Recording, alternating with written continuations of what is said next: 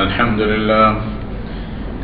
لله نحمده ونستعينه ونستغفره ونؤمن به ونتوكل عليه ونعوذ بالله من شرور أنفسنا ومن سيئات أعمالنا من يهده الله فلا مضل له ومن يضلل فلا هادي له ونشهد أن لا إله إلا الله وحده لا شريك له ونشهد أن محمدا عبده ورسوله اللهم صل على سيدنا محمد وعلى آله وأصحابه وبارك وسلم اللهم صل على سيدنا محمد وعلى آله وأصحابه وبارك وسلم أما بعد فأعوذ بالله من الشيطان الرجيم بسم الله الرحمن الرحيم وأقيموا الصلاة وآتوا الزكاة واركعوا مع الراكعين সম্মানিত দেশীয় ভাইয়েরা, আজকেও পূর্বের মতো নামাজের কিছু ফজিলত এবং গুরুত্ব মহত্ব সম্পর্কে কথা চলতেছিল। গত বৈঠকে জামাতের সহিত নামাজ পড়ার কিছু কথা বলেছিলাম। আপনাদের যদি মনে থাকে তাহলে তো আলহামদুলিল্লাহ, অনেকের মনে আছে, এটা বুঝে আসতেছে, এবং অনেকে হয়তো বৃষ্টির কারণে হইতে পারে বা অন্য কারণেও হইতে পারে। আবার অনেক মসজিদে মনে হয় এসা মাগরিব একসাথে পড়ে ফেলছে, তাই না? জি মাশাআল্লাহ, ভালো শর্টকাট করে ফেলছে আর কি, ভালো। যাই হোক, সবাই হয়তো মনে আছে গতবার আমরা জামাত সম্পর্কে যে আলোচনা করেছিলাম, কথাগুলি মনে থাকলে হয় কি বারবার কাজ করতে মন চায়। যদি ভুলে যান, অনেক দিন পর্যন্ত খবর না থাকে, এমন মনে হবে যেন শুনি নাই, যেন এইগুলোর ব্যাপারে আমাদের কোনো জানাই নাই। মাঝে মধ্যে এরকম হয়ে যায়, ঠিক না? এই জন্য মাঝে মধ্যে শোনা দরকার, যা জানা আছে তাও শোনা দরকার। তো মানুষ সবচেয়ে বেশি যেগুলোর মুহতাজ, এগুলা ইসলাম বলেছে বারবার বারবার করো, মনে যেন আসে, যেন মনে আসে। জামাতবদ্ধ জীবনের জরুরত এই মানুষের জন্য, এবং আল্লাহকে স্মরণ করার প্রয়োজন, যার কারণে আল্লাহ তাআলা বারবার করে দিয়েছে। নামাজটা একবারে দেন নাই, 5 বার করে ভাগ করে দিয়েছে, ঠিক না? দিনের মধ্যে যেন কিছুক্ষণ ভুলে যাওয়ার পরে আবার স্মরণ করতে পারেন, আবার স্মরণ করতে পারেন, আবার স্মরণ করতে পারেন। হয়তো বিশেষ করে দেখেন, যখন একটু গফলতের সময় হয়, তারপরে আগে নামাজ দেওয়া হয়েছে, ঠিক না? মানুষ একেবারে গাফেল হয়ে যায় যখন ঘুমায় যায়। ঘুমায় মানে এমন যে লং টাইমের জন্য যখন ঘুমায়, যখন খবরই থাকে না। রাসূলুল্লাহ সাল্লাল্লাহু আলাইহি ওয়াসাল্লাম এবং যেরকম হাদিসের মধ্যে আছে এবং কোরআনের আয়াতের মধ্যেও ঘুমটাকে মওতের সাথে তুলনা করা হয়েছে। বলছে যে আল্লাহু ইয়াতাওয়াফাল আনফুসা হিনা মাউতিহা, এটা মানে কি হিনা নাওমিহা, যখন মানুষ ঘুমায় তখন আল্লাহ তাআলা জানগুলি নিয়ে যান। নিয়ে যাওয়ার পরে আল্লাহ যাকে ইচ্ছা ছেড়ে দেন, দুনিয়াতে আসে, যাকে ইচ্ছা আল্লাহ রুখে দেন। ওয়াল্লাতী লাম তামুত ফী মানামিহা ফায়ামসিকু আল্লাতী কাযা আলাইহাল মাউত ওয়া ইরসিলুল উখরা ইলা আজালিন মুসাম্মা। এইজন্যই রাসূলুল্লাহ সাল্লাল্লাহু আলাইহি ওয়াসাল্লাম যখন ঘুমাইতে যেতেন, কোরআনের এই বাস্তবতা ওনার জানা ছিল। আল্লাহ ওনার উপরে কোরআন নাযিল করছেন। যে দোয়াটা উনি শিক্ষা দিয়েছেন, এই দোয়ার মধ্যে আমাদের জন্য সেই তালিম রয়েছে। কি বলছেন? রাসূলুল্লাহ সাল্লাল্লাহু আলাইহি ওয়াসাল্লাম যখন ঘুমাইতে যেতেন তখন এই দোয়া পড়তেন। দুই রকমের পড়া যায়, যে কোন একটা পড়লে হয়। কি? আল্লাহুম্মা বিসমিকা আমুতু ওয়া আহইয়া, অথবা বিসমিকা আল্লাহুম্মা আমুতু ওয়া আহইয়া। বিসমিকা আগে বলতে পারেন, পরে বলতে পারেন, দুটোটা রাওয়ায়াতের মধ্যে আছে, এটা কোনো অসুবিধা না, যেটা আপনার সুবিধা এটা পড়বেন। কিন্তু এখানে কথা কি বলা হচ্ছে এটা বোঝার বিষয়। আল্লাহ তোমার নামে কি বলা হচ্ছে? আমুতু। আপনি আরবিতে ঘুমানোকে কি বলা হয়? কেউ বলেন তো দেখি। সিলেবকে আরবিতে কি বলা হয়? এটা ঠিক, সুন্দর, নাম বলছেন। আমি ঘুমাবো, এটাকে কি বলবে আরবিতে? আনা বিনোম। হ্যাঁ, আনা বিনোম। আচ্ছা, সুন্দর, মাশাআল্লাহ। তো যেটা যেটা ভাষা, গ্রামারের ভিত্তিতে যে ভাষা, যেটা শুদ্ধ ভাষা বলা হয়, এটার মধ্যে বলবে আনামু। কি বলবে? মানে আমি ঘুমাবো, তাই না? এখানে আনামু না বলে রাসূলুল্লাহ সাল্লাল্লাহু আলাইহি ওয়াসাল্লাম শব্দ কি বলছেন? আমুতু, মৌতের কথা। আল্লাহ তোমার নামেই আমি মৃত্যুবরণ করতেছি। মানে আন-নাওমু আখুল মৌত। ঘুমটা এটা মানে কার ভাই? মৌতের ভাই, মৌতের মতো। আপনার পাশে একজন ঘুমাচ্ছে, ওনার কি অবস্থা হচ্ছে আপনার খবর নাই। আশেপাশের লোকেরা কি করতেছে ওনার কি নাই। হয়তো দেখবেন যে ওনাকে কিছু গুন্ডা ফান্ডা ধরে এমন ফিটাইতেছে, খুব কষ্ট হচ্ছে, চিল্লাইতেছে, কিন্তু আপনি জানেন না, আপনি পাশে অত বসে আছেন, ঠিক না? একেবারে যখন ছুটে গেল, হাফাইতে উঠছে, কি হইলো? ওরকম সময় ঘাম ছুটে যায় মানুষের ঘুমার মধ্যে। স্বপ্ন এরকম হতে তাসির হয় কিনা? পাশে যে বসছে ওনার খবরই নেই, উনি জানে না কি হয়েছে, কেউ নাই তো ওইখানে। এটা হয়। তো রূহ আল্লাহ তাআলা নিয়ে যায়, একরকম সম্পর্ক বাকি রাখেন, আবার আল্লাহ তাআলা যাকে চান ফেরাই দেন, যাকে চান ফেরাই দেন না। অনেক সময় দেখা যায় বাবা যে শুইছে এশারের পরে ফজরে তো আর ডাকলে ওঠে না, এত ডাকাডাকি হয়ে ওঠে না, পরে মানে বুঝে আসে যে উনি তো চলে গেছে। এরকম হয় না? এই ঘুম থেকে যে আমরা উঠতে পারবো, এটা কারো কি গ্যারান্টি আছে নাকি ভাই? রাসূলুল্লাহ সাল্লাল্লাহু আলাইহি ওয়াসাল্লাম কি শিক্ষা দিয়েছেন? আল্লাহুম্মা বিসমিকা আমুতু, আল্লাহ তোমার নামে তো মরতেছি। এই ঘুম মানে মরা, চলে যাচ্ছে, আমার সবকিছু শেষ, এখানেই তো ফিনিশ।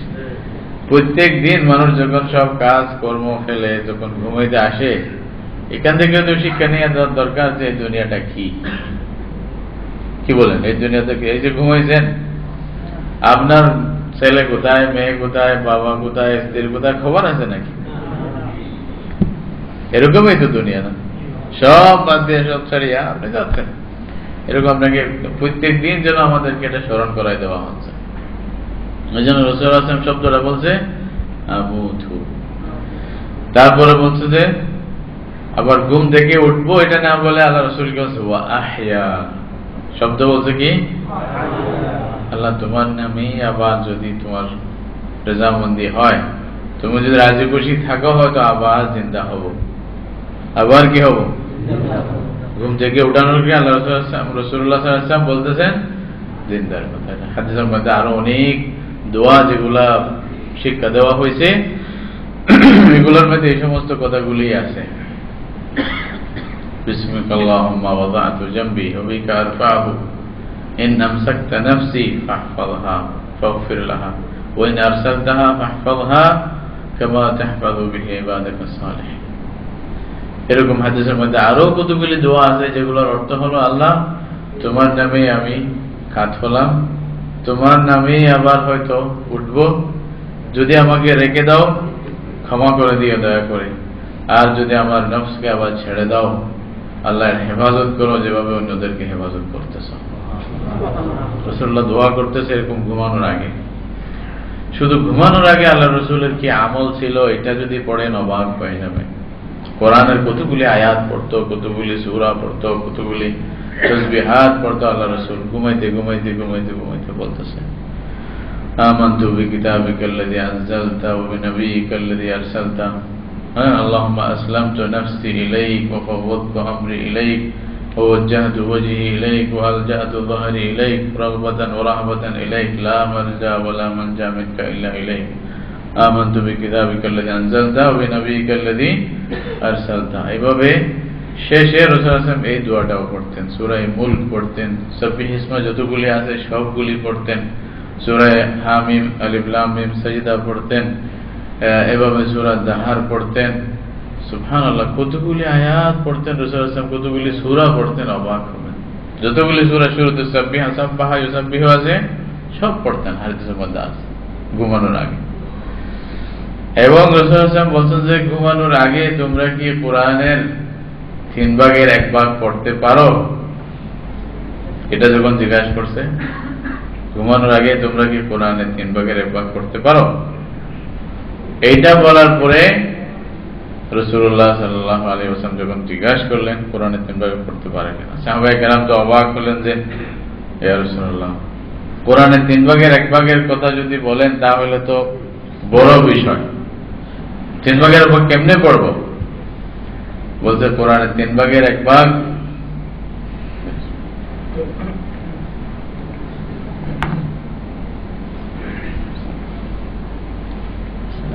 তো কেমনে পড়বো কোরআনের 3 ভাগের 1 ভাগ?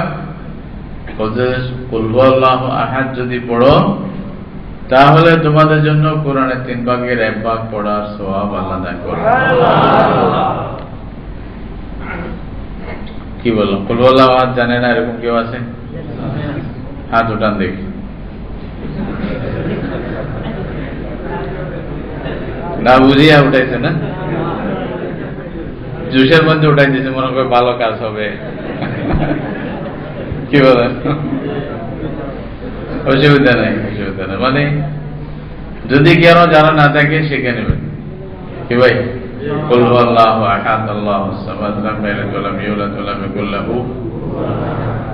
এই সূরার মধ্যে আল্লাহর পরিচয় দেওয়া হয়েছে। এই সূরার মধ্যে কি আছে? আল্লাহর পরিচয়, তাই না?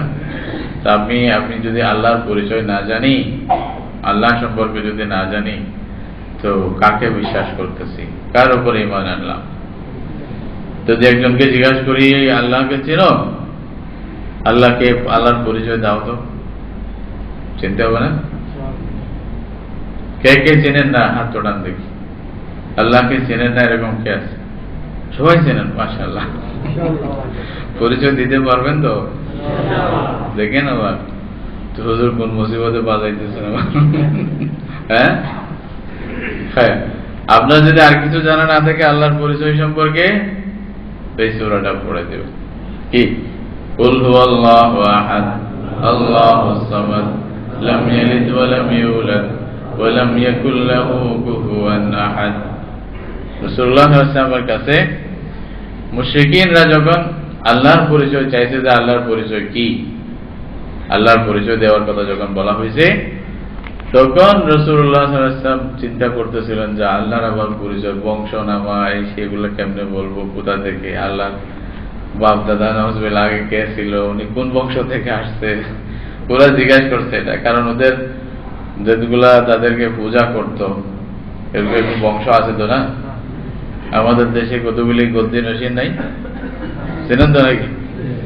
একটার পর একটা আসবে, এত বড় পেট বানাবে, বসবে, হ্যাঁ, আসন নিয়ে বসবে আর শিরিকের মাজার খুলে দেবে, আছে না? এদের একটা সজনা আছে না, অমুক কি কি নাম বলতেও তো খারাপ লাগে। আবার সব শরীফ হয়ে যায়, বুঝেন না? সব কাঁচরা নাফাক সবাই শরীফ হয়ে যাবে, নাউজুবিল্লাহ। মাজার শরীফ, কি কি শরীফ? মাজার কি শরীফ বলা যায়নি? বলুন, বলা যায়? আল্লাহর কোরআনকে আমরা শরীফ বলি, মদিনা শরীফ, মক্কা শরীফ, এটার সাথে মাজারকে শরীফ বলে কি চলে? খবরদার, কোনোদিনও বলবেন না। হ্যাঁ, এটা একরকম বেয়াদবি হবে, দরকার নেই। মাজারওয়ালা উনি চলে গেছে, ওনার সাথে আমাদের কি? হ্যাঁ, যা করছে উনি নিজের জন্য করছে, ওখানে পাবে। এখন যাওয়ার পরে উনি আমাদের মুহতাজ, আমরা ওনার মুহতাজ নাকি উনি আমাদের মুহতাজ? কেন? আমরা অন্তত বলতে তো পারবো না।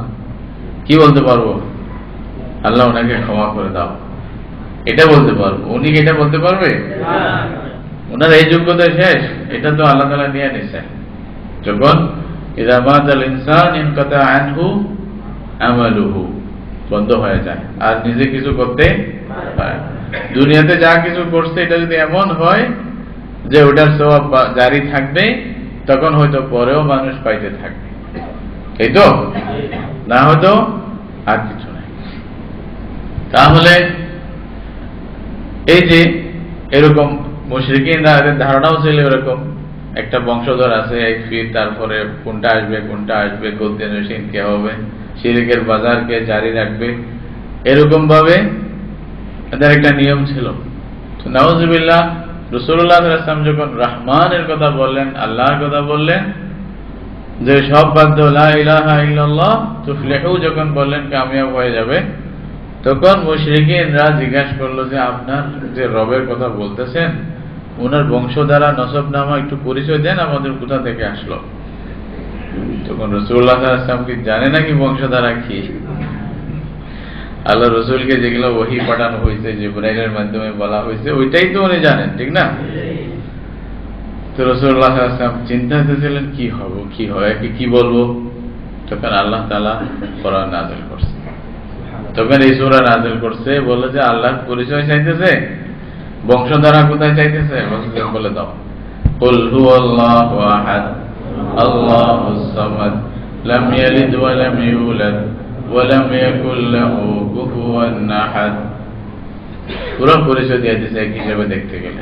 এই ছোট্ট সূরা, এটার মধ্যে আল্লাহর সম্পূর্ণ পরিচয় আল্লাহ তাআলা দিয়ে দিয়েছেন, যে বান্দা আমি কিরকম, এই পরিচয়টা নাও।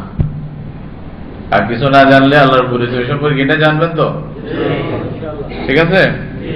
এটা মনে রাখবেন, আল্লাহ এক, আল্লাহ অমুখাপেক্ষী, আল্লাহ কেউ মুহতাজ না। সারা দুনিয়া কার মুহতাজ? আল্লাহর মুহতাজ।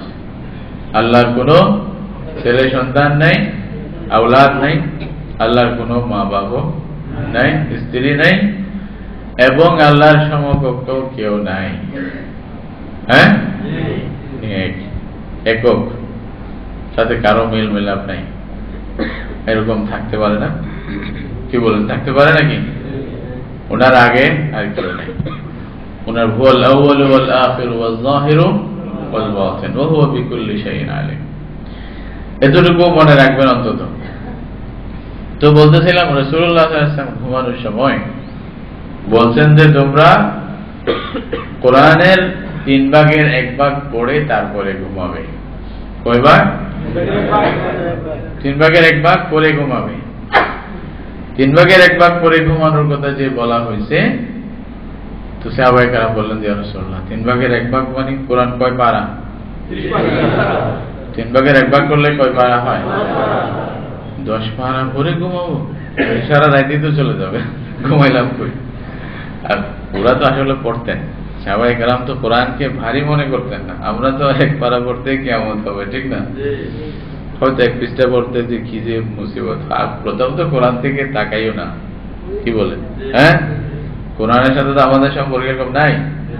তো ওদের সম্পর্ক ছিল টিভি এবং অন্যান্য কিছুর মাধ্যমের সাথে আমাদের যে সম্পর্ক হয়ে গেছে আজকে, তার চেয়ে 1000 কোটি গুণ বেশি সম্পর্ক সাহাবায়ে কেরামের ছিল আল্লাহর কালামের সাথে। অনেকে যারা আরবি ভাষাবিদ ছিলেন, তারা শুধু কোরআন যেহেতু নাযিল হয়েছে, কোরআন পাইছে, এই জন্য কবিতা বলা বাদ দিয়ে দিয়েছিলেন। বলছে কবিতা জীবনে বলবো না, যেখানে কোরআন আসছে এখানে কবিতা কি বলবে, কবিতা কাব্যই বাদ দিয়ে দিয়েছে। এরকম অনেক মানে সাহাবীদের মধ্যে অনেকেই ছিলেন। আল্লাহর কালামের পরে আবার কি কবিতা, কি দরকার, সেজন্য বাদ দিয়ে দিয়েছে। তো ওনারাও আশ্চর্য করছেন যে 10 পারা পড়তে তারপরেও তো টাইম লাগবে না, কি বল? যদিও বা কোরআন পড়তে মন চায় পড়বো, 7-10 পারা পড়তে পড়তে তো অনেকক্ষণ সময় লাগবে। তো ইয়া রাসূলুল্লাহ, এটা তো বড় মানে মুশকিল ব্যাপার। প্রত্যেকদিন যদি 10 পারা করে পড়ে ঘুমাই, তাহলে ঘুমিয়ে যাওয়া যাবে না। তো রাসূলুল্লাহ সাল্লাল্লাহু আলাইহি ওয়াসাল্লাম বললেন যে কুল হুয়াল্লাহু আহাদ তা'দিলু সুলুসাল কোরআন। বলতে কুল হুয়াল্লাহু আহাদ এটা একবার যদি পড়ো কোরআনের 3/1 পড়ার সওয়াব আল্লাহ তোমাকে দান করবে। সহজ একেবারে শর্টকাট শিক্ষা দিয়েছেন রাসূলুল্লাহ সাল্লাল্লাহু আলাইহি ওয়াসাল্লাম। এভাবে সবগুলি পড়তেন ঘুমানোর আগে, এটা বুঝাই দেওয়ার জন্য যে যেন এই দিনটাতে আমার গেল, এই যে ঘুমাতে যাচ্ছি, হয়তো এখান থেকে আর ফিরে আসা আমার পক্ষে কিনা, হয়তো সম্ভব না, হয়তো সকাল উঠবো কিনা আল্লাহ জানে, আমি জানি না। অন্তত আমার শেষ অবস্থাটা ঘুমার মানে মওতের আগের অবস্থাটা ভালো থাকুক। কারণ হাদিসের মধ্যে আছে যেরকম অবস্থায় মানুষ জীবন যাপন করে সেরকম অবস্থাতে মওত হয়, আর যেরকম অবস্থাতে মওত হয় সেরকম অবস্থাতে হাসর হয়। তাহইয়াউনা তামুতুনা কামা তাহইয়াউন ওয়া তুহশারুনা কামা তামুতুন। তাহলে অন্তত এই অবস্থা, এমনকি রাসূল সাল্লাল্লাহু আলাইহি ওয়াসাল্লাম এটা আরো বিশেষভাবে বলছে, সাহাবায়ে কেরামকে তাকিদ দিয়েছে যে ঘুমানোর আগে কুল ইয়া আইয়ুহাল কাফিরুন এই সূরাটা পড়বে। কোন কোন সাহাবীকে তাকিদ দিয়ে বলছে এটা পড়বে কেন? বলছে যে ব্যক্তি এই সূরা পড়িয়া ঘুমাইবে, ওই ঘুমের মধ্যে যদি তার মওত হয়ে যায়, কিয়ামতের দিন আল্লাহর কাছে যখন এই বান্দা হাজির হবে, তাওহীদবাদী হিসাবে আল্লাহর সামনে সে যাইতে পারবে। তার মুখ থেকে তাওহীদের আওয়াজ বের হবে। শুধু এটা না, এই যে আমরা ঘুমাই, তাহলে ঘুমানোর আগে রাসূলুল্লাহ সাল্লাল্লাহু আলাইহি ওয়াসাল্লাম বলতেছে, বা কোরআনের মধ্যেও আছে, নামাজ পড়ো। ঘুমানোর আগে নামাজ পড়িয়া ঘুমাইতে বলা হচ্ছে। আমি এটাই বুঝাইতে চাইছিলাম যে অনেকক্ষণ দীর্ঘক্ষণ যখন আমরা গাফেল থাকবো, এর আগে আল্লাহ তাআলা কি দিয়ে দিয়েছে? নামাজ দিয়েছে। আল্লাহকে স্মরণ করে বন্দা তারপরে ঘুমাইতে যাও।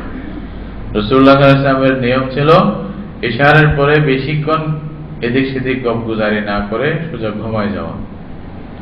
সকালবেলার ঘুমটা খুব কাজের, এবং শেষ রাত্রে উঠে আল্লাহর জন্য তারপর তখন নামাজ পড়া। তারপরে অনেকে আমরা তো একেবারে ফজরের আজান দিলেও অনেক সময় উঠি না, ঠিক না?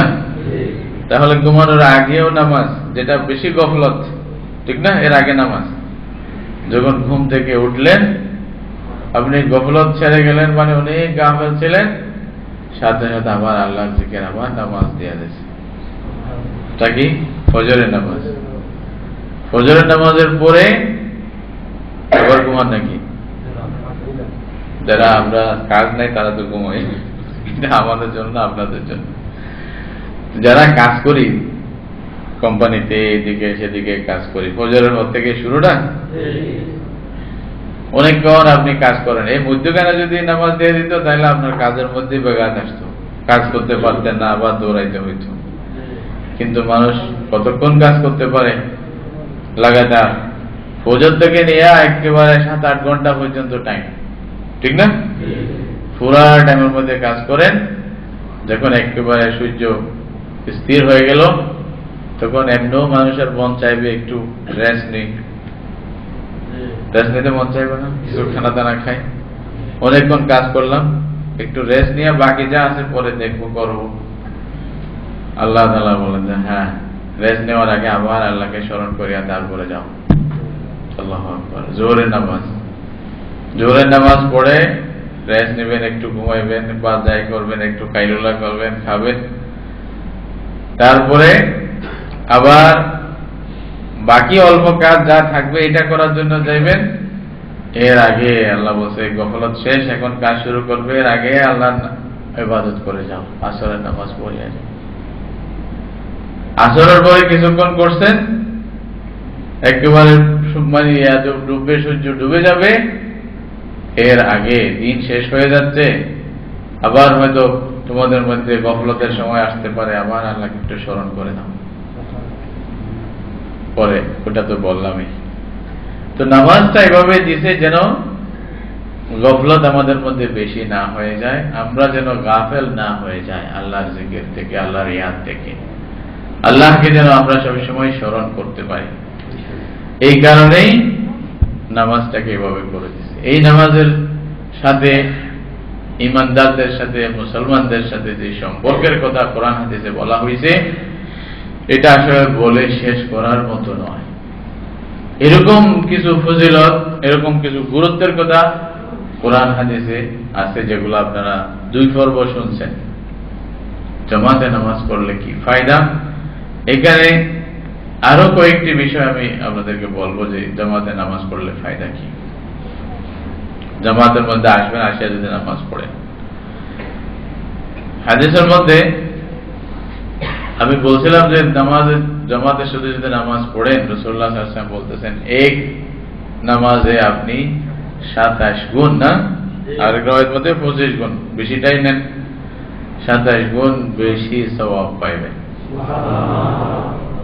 একটু হিসাব করেন, আপনি একা একা যদি নামাজ পড়তে আসতেন তাহলে কি পেতেন, এটা হিসাব করেন। ওইটাকে 27 দিয়ে আবার ডবল করেন, অর্থাৎ গুণ করেন, তাহলে কি হবে?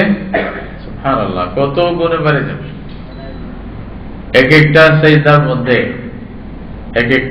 মধ্যে হাদিসের মধ্যে আছে আল্লাহ গুনাহ ক্ষমা করে দেয়, দরজা বুলন্দ করে দেয়।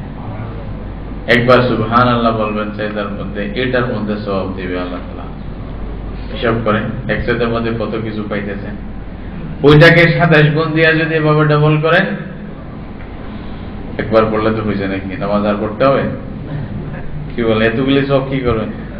কে ভাই, কেউ আছেন নাকি যে সব এত সবের দরকার নেই, অনেক হয়েছে, একবার পড়লেই তো পাইতেছি অনেক?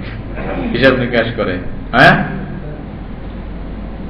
আসলে কি জান্নাত এমন এক জিনিস আল্লাহ রাখছে যে এটার অমূল্য ধন, এটা কিছু মূল্য তো দিতে হবে না? মূল্য দিতে হবে না? মূল্যবান জিনিস যদি আপনি কিনতে চান, সেভাবে আপনাকে মূল্য দিতে হবে। তা আপনার কাছে কড়ি না থাকলে দিবেন কোথা থেকে? আল্লাহর দয়া, আল্লাহর নিদর্শন দেখেন। আল্লাহ বলছে যে দেখো এই মূল্যবান জিনিস তোমাকে দিব, এটা মিলিয়ন মিলিয়ন দিনার, আমি তো ফকির মানুষ, কিছু নাই। আল্লাহ বলছে তোমাকে দেওয়ার মালিক তো আমি। সুবহানাল্লাহ বলো, দিয়ে দিব কিছু। হ্যাঁ, আলহামদুলিল্লাহ বলো, আবার কিছু দিয়ে দিব। এখানে আমার কোনো খরচ আছে? একবার নামাজ পড়ো, অনেক কিছু দিয়ে দিব, তুমি মালিক হয়ে যাবে, বিরাট মালিক হয়ে যাবে। হ্যাঁ, একদিনের ব্যালেন্স যদি আপনি হিসাব করেন, সকাল থেকে সন্ধ্যা পর্যন্ত একদিনের ব্যালেন্সের হিসাব যদি করেন, তাহলে অবাক হবেন। আমি সারা জীবন মিলে হয়তো ব্যাংকে যা জমাইতে পারতেছি না, এক ওয়াক্ত নামাজ পড়লে তার চেয়ে কোটি গুণ বেশি কি করতে পারবো। আখিরাতের অ্যাকাউন্টে, আমার অ্যাকাউন্টে জমা হয়ে থাকবে। কোনটা দরকার বেশি? দুনিয়া থাকবে, কিছুক্ষণ পরেই তো চলে যাবে, তাই না? দেখেন, আমরা একটা ঘরের জন্য যেমনি বাড়ি একটা ঘর বানাবো, এটার জন্য কি না করি না? কত রকমের কাজ আমরা করতেছি। ঘরটা যদি বানাইতে পারি, খরচ করি, অনেক সময় নাউজুবিল্লাহ সুদি টাকা নিয়ে নেই। ঘরটা একবার ফিনিশ করতে হবে যেহেতু ধরছি, হ্যাঁ, ব্যাংক থেকে লোন নেই, আবার সুযোগ সুবিধা পাইলে কিছু চালাকি করি। চালাকি বুঝেন তো? চালাকি মানে শেষ, নিজেকে ধ্বংস করে দেয়। যদি এরকম কোন সুযোগ পাই, কেউ তো জানতেছে না আমি কি করতেছি, একজন তো জানতেছে, এটা খবর আসেনি, ওখান থেকে বাঁচা যাবে? এই যে চুরি করে আমি ঘর বানাইতেছি, ধোঁকাবাজি করে মানুষের পয়সা নিয়ে যে ঘর বানাইতেছি, এই ঘরে আমি একদিন থাকতে পারবো ভাই, এটার গ্যারান্টি আছে? আছে বলেন? থাকলেও কয়দিন থাকতে পারবো? আল্লাহু আকবার। এই জিনিসটাই তো আমরা বুঝি না। এই ঘরে ঠিক আছে, আপনি একেবারে থাকলেন, মনে করলেন যে 10 বছর আরামসে ঘুমাইলাম। ওদিকে যেটা আসল ঘর, কিয়ামতের আগ পর্যন্ত যেই ঘরে আমাদের থাকতে হবে, ওইটা কি কবর? এটাই তো আসল ঘর। ওইটা বানানো দরকার ছিল না? ছিল কিনা? ওই ঘরটা বানানো দরকার ছিল। যদি ওই ঘর আমরা না বানাই, ওটাকে মজবুত না করি, ওটাতে প্রশস্ত না করি, ওইটাকে যদি সেরকম ভাবে আরামের সামান যদি না করি, তাহলে অথচ সেই ঘরে আমাদেরকে থাকতে হবে, আল্লাহ জানে কত হাজার বছর থাকতে হয়। বলেন, যারা আগের জমানার লোকেরা যারা দুনিয়াতে ছিল, কেউ 1000 বছর বাঁচছে। আদম আলাইহিস সালামের কথা ধরেন, আদম আলাইহিস সালাম 1000 বছর বয়স ছিল, আল্লাহ তাআলা দিয়েছিলেন কত? এটা আজকে থেকে কত হাজার বছর পূর্বের কথা, কত হাজার বছর জানেন? ইতিহাস হিসেবে যা বুঝে আসে, একেবারে না হলো 15,000 বছর আগের কথা। কয় হাজার? 1000 বছর দুনিয়াতে ছিল, 14,000 বছর কোথায়? কবরে। আছে কিনা? আমাকে আপনাকে থাকতে হবে না? সবাই আসল বাড়ি কোনটা? ওইটার মধ্যেই বিল্ডিং করার চেষ্টা করেন, ওইটাকেই প্রাসাদ বানান, বাগান বানান, ওইখানে বাস বেড, মানে তারপরে ভালো বেড এবং ভালো কাপড়, ভালো পোশাক পরার ব্যবস্থা করা। এটা কি সম্ভব? সম্ভব নাকি? ওরে বাবা, অনেক পয়সা লাগবে না? রাজা বাদশা ছাড়া অন্য কেউ পারবে না তো মনে হয়, নাকি? আপনারা পারবেন? মাশাআল্লাহ, আলীর লোকদের মধ্যে তো হিম্মত বড় দেখি, মাশাআল্লাহ। পারবেন ইনশাআল্লাহ, আপনারাই পারবেন। হাদিসের মধ্যে আছে, যদি ঈমান থাকে, নামাজ থাকে, রোজা থাকে, হজ যাকাত থাকে, আল্লাহর উপরে বিশ্বাস থাকে, আল্লাহর ইতাআত থাকে, রাসূলুল্লাহ সাল্লাল্লাহু আলাইহি ওয়াসাল্লামের সুন্নতের पैरवी থাকে, কবরে দেওয়ার সাথে সাথে তো আপনার কবর আপনার জন্য বিরাট বাগানে পরিণত হবে। এটা আমি বলতেছি না, কে বলতেছে? রাসূলুল্লাহ সাল্লাল্লাহু আলাইহি ওয়াসাল্লাম বলতেছে, আল কবরু ইম্মা রাউদাতুম মিন রিয়াদিল জান্নাহ আও হুফরাতুম মিন হুফারিন নার। রাসূলুল্লাহ সাল্লাল্লাহু আলাইহি ওয়াসাল্লাম বলেছে, কবর হয়তো জাহান্নামের একটি গাড়া, না হয়তো জান্নাতের একটি কি বাগান। বাগান, আল্লাহ রাসূল বাগান বলছে।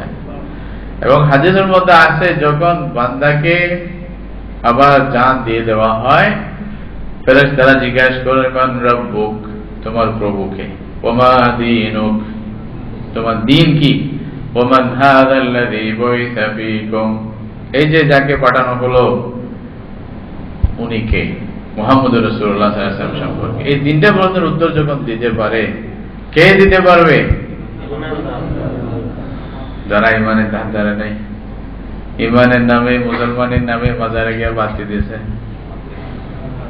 কিছু খারাপ মনে করেন না, এটা আমাদের মধ্যে আছে কিনা? মা বাপকে খানা দেয় না, ওই উরুষে গিয়া গরু দেয়, মহিষ দেয়, ঠিক না? সাথীদেরকে, গরিবদেরকে খাইতে দেয় না, ওইখানের জন্য পয়সা কোথা থেকে চলে আসে। হ্যাঁ, নাউজুবিল্লাহ। শিরকের মধ্যে মজা লাগে বেশি, ইমানের মধ্যে মজা লাগে না। রাসূলুল্লাহ সুন্নাত আদায় করতে বললে নারাজ, বেদাতের মধ্যে মন খুব খুশি। হ্যাঁ, অন্যদিকে যাচ্ছে।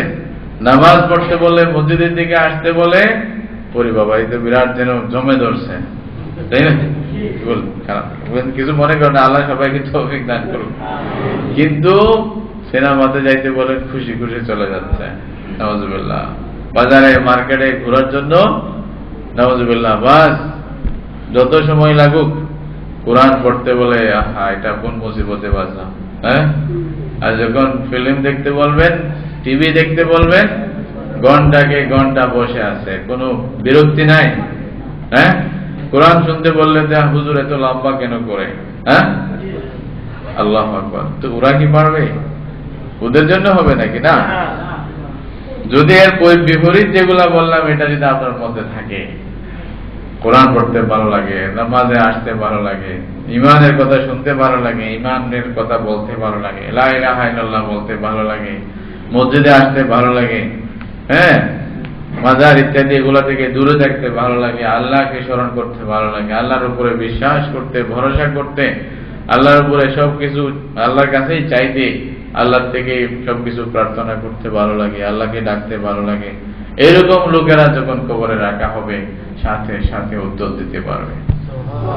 কি বলবে? রব্বি আল্লাহ, দীনি আল ইসলাম, হাযা মুহাম্মাদুন সাল্লাল্লাহু আলাইহি ওয়াসাল্লাম। এই তিনটা উত্তর সাথে সাথে দিবে, মিনিটের মধ্যে দিয়ে দিবে। ওরা জানে না আগে থেকে। ফেরেশতারা বলবে আমরাও জানতাম তুমি এটাই বলবে, আগে থেকে জানা তো আছে, পরিচয় আছে তো, তারপরও ফর্মালিটিস একটা পূরণ করতে হয় না, ওইটা আর কি। তারপরেই তো আল্লাহর পক্ষ থেকে বলে দেওয়া হবে আনসাদাকা আবদি, আমার বান্দা সত্য কথা বলছে, উত্তর সঠিক দিয়েছে, সে পাস হয়ে গেছে। তাহলে কি করতে হবে? ফাফরিশুহু মিনাল জান্নাহ ওয়া আলবিসুহু মিনাল জান্নাহ ওয়াফতাহু লাহু বাবান ইলাল জান্নাহ, আমার বান্দাকে জান্নাতি পোশাক পরাই দাও। পারছেন কিনা? জান্নাতের পোশাক কবরে নিতে পারছেন তো? কবরের বিছানা জান্নাতের বিছানা বিছাই দাও। আল্লাহু আকবার। দুনিয়াতে আপনি একবার ইটালি থেকে ফ্রান্স থেকে হায়ার করে যদি বিছানা আনেন, কোথায় জান্নাতের বিছানা আর কোথায় কি ভাই? জান্নাতের বিছানা দুনিয়ার কোন বাদশাও কি নিতে পারবে? আপনি গরিব হয়েও নিতে পারবেন যদি আমল মজবুত থাকে, ঈমান আমল যদি মজবুত থাকে, গরিব মানুষও পাবো, ঠিক কিনা ভাই? এবং বলা হবে জান্নাতের দিকে একটা দরজা খুলে দাও, যেন ওখান থেকে কি হয়, আমার বান্দার জন্য খুশবু আসতে থাকে, মানে মনটা ফ্রেশ থাকে, ভালো থাকে। এবং হাদিসের মধ্যে আছে রাসূলুল্লাহ সাল্লাল্লাহু আলাইহি ওয়াসাল্লাম বলছেন, তার কবরকে এত প্রশস্ত করে দেওয়া হবে যে চোখ দিলে চতুর্পাশে যতটুকু চোখের শেষ সীমা যায়, চতুর্পাশে এত বড় করে দেওয়া হবে তার কবরের অবস্থাটা। কবরের প্রশস্ততা, এই যে জায়গা এত বড় হয়ে যাবে, ওটা 3 গজ বা 3 গজের একটা কবর, ছোট কবর থাকবে না। তাহলে আপনি ঘর ওখানে বানাইতে হবে না ভাই? দুনিয়াতে আমরা কয়জন আছি, এই যে বাহরাইনে চাকরি করে 10-20 বছর 30 বছর করলাম, ঢাকাতে 1 ঘন্টা জমি নেওয়ার সুযোগ তো হয় নাই। বড় বানাবো কোথা থেকে? আপনি ঢাকাতে যদি কোনো উপরে একটা বিল্ডিং এ ওঠেন, চোখটা এদিকে মারলে চতুর্পাশে পুরা ঢাকা দেখা যাবে না? এটার মালিককে হইতে পারবো আমরা? কেউ কি এরকম সাহস করেন? আরে একটা বিল্ডিং পাইলেও তো বড় কথা ছিল, ঠিক না? আল্লাহু আকবার। এগুলা কিছুই না ভাই, আপনি বাস চোখে যতটুকু দেখেন চতুর্পাশে অতটুকু প্রশস্ত হয়ে যাবে। ওই ঘর তৈরি করলেন তো এরকম আরামের ঘর, যেখানে জান্নাতের বিছানা, জান্নাতের পোশাক, হ্যাঁ, জান্নাতের খুশবু, জান্নাতের পরিবেশ, এরকম ঘরে থাকতে কি আর খারাপ লাগবে? এই জন্য ওরা আসতে চাইবে না। আসতে চায় নাকি? তারা গেছে। হ্যাঁ, এদের খবর এই থাকে না দুনিয়াতে কি হচ্ছে। হ্যাঁ, আল্লাহ তাআলা যখন বলে দেন, আরে ঘুমাচ্ছ, তোমার ওই যে লোকেরা, তোমার ছেলেরা কিছু পড়ছে, এগুলো কবুল করো, তখন খুশি হয়ে যায়, আলহামদুলিল্লাহ, তাই না? হ্যাঁ, ওইটা তো অন্য জগতের কথা। তো বলতেছিলাম, আমাদেরকে যেটা আসল ঘর, এটা বানাইতে হবে নামাজের মাধ্যমে। আমরা সেই ঘর বানাইতে পারি। বুঝে আসছে ভাই? জামাতে যদি নামাজ পড়েন, নামাজ পড়তে আসেন, হাদিসের মধ্যে আছে রাসূলুল্লাহ সাল্লাল্লাহু আলাইহি ওয়াসাল্লাম বলতেছেন, মান হাফাযা আলা সালাওয়াতিল খামস কানাত লাহু নূরান ওয়া বুরহানান ওয়া নাজাতান ইয়াউমাল কিয়ামাহ। যদি আপনি 5 ওয়াক্ত নামাজ জামাতের সহিত পড়েন বা এটা মুহাফাজা করেন, করার চেষ্টা করেন, তাহলে হবে কি, আপনার জন্য নূর হবে, কবরের মধ্যে আলো হবে, জুলমত থাকবে না, অন্ধকার থাকবে না। কবরের অন্ধকার যদি আপনি এরকম 1000 ভোল্টের বাল্ব লাগান, ওখানে কি অন্ধকার আসবে? অন্ধকার মানে কি আলো আসবে? আর বেকুফেরা কি করে, উপরে যা পারে মোমবাতি জ্বালাইতেছে, কিছু মনে করেন না। আপনাদের বেকুফ মনে হয় না এদেরকে? উপরে তো আলো এমনিও আছে ভাই, এখানে কেন মোমবাতি জ্বালাচ্ছ?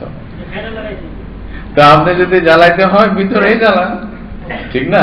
এটা কোনো ব্যবস্থা করা যায় কিনা দেখেন ভাই, ভিতরে মোমবাতি দেওয়া যায় কিনা। এটা একটু দিমাগ বোঝার জন্য বলতেছি। এটাই যদি শরীয়ত হতো, তাহলে কোরআন হাদিসে আসতো না এই বিষয়গুলো।